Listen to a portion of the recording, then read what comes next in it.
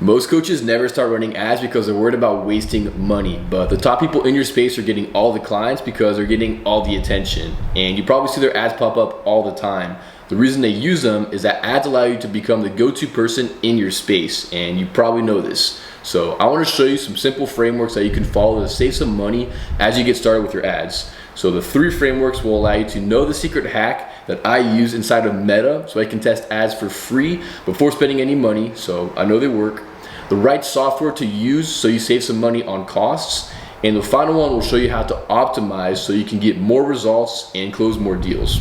I help online coaches scale with ads and with systems, and if you want to learn how we can help you, check out the pinned video on my channel. The reason this video is important is that most people make ads way too complicated. Instead, I want to give you some simple steps that you can implement today. And if you're just getting started with ads, this will completely transform your business for 3 main reasons. And the first one is that ads are automated and they run in the background. So it doesn't matter if you're sick, you're tired, you're hungover, or you're traveling, they'll always be working.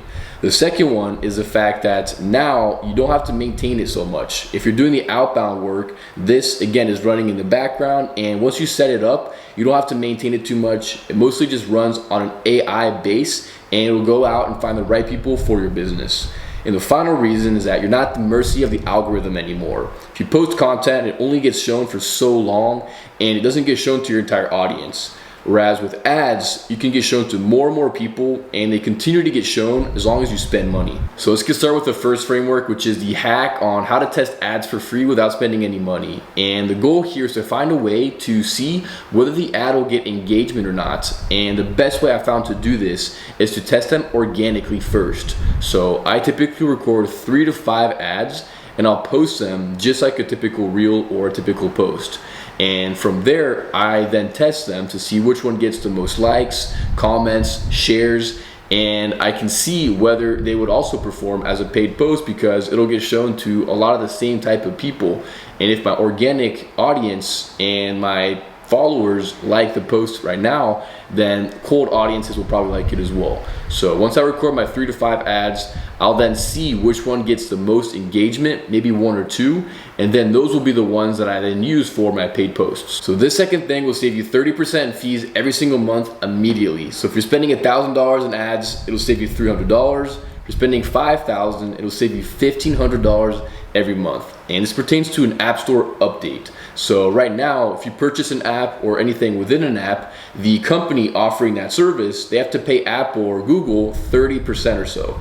But this did not apply to the Instagram app and us media buyers.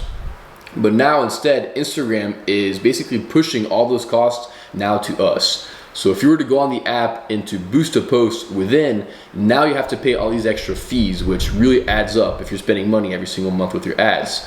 But there's a simple way to avoid this and skip over it. So instead of boosting within the app, you can go on your computer and go onto the Business Suite Meta platform.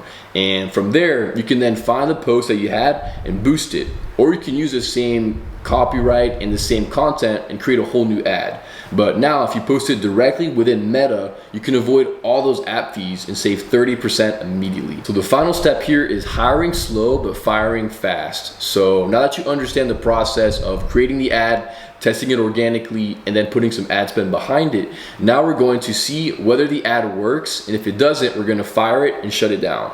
So the best way to approach this is to first have a goal in mind when it comes to your ads. So depending on the type of ad you're running, you should have certain KPIs to shoot for. So if you're running a follower ad, you should have a certain KPI metric for cost per click and cost per follower. If you're doing DM ads, you should have a certain metric you're shooting for per cost per message. So some numbers that we shoot for in my business is under 50 cents cost per click for follower ads and under $2 per follower.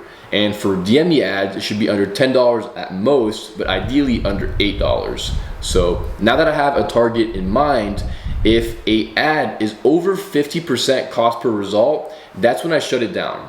Typically, I'll wait about $50 in ad spend to see if the ad does find the right target audience, because sometimes it does take some time for it to optimize and find that right people. But if we're at $50 and it's over 50% cost per result, I shut it down. So that means for a DM me ad, if I'm getting over $15 cost per message, then I shut it down immediately. If it's a follower ad, if it's over $3 per follower, I shut it down. So this allows me to find out really quickly whether the ad's working or not, and I can stop wasting money if it's not. And if the ad is working, then I can either increase the ad spend if it's below my target, or if it's slightly above, I maintain to see if it gets better or worse. So let's go over the frameworks and give you that 3-step plan that you can now use to save some money and get more results with your ads. So the first part here is creating the ad like you normally would, but posting it organically. So once we post it organically, we can then see the engagement that we get. And if we get a lot of likes, comments, and shares, we know it's working, and we'll then put some ad spend behind it. So once we have the creative, we won't boost it within the App Store because we'll be paying some fees, but instead we go directly inside the Meta platform. So we take that creative, we start to put some ad spend behind it directly on the Meta website. And once we have that, we wait until we have about $50 in ad spend, and we look at the KPIs with our target result in mind.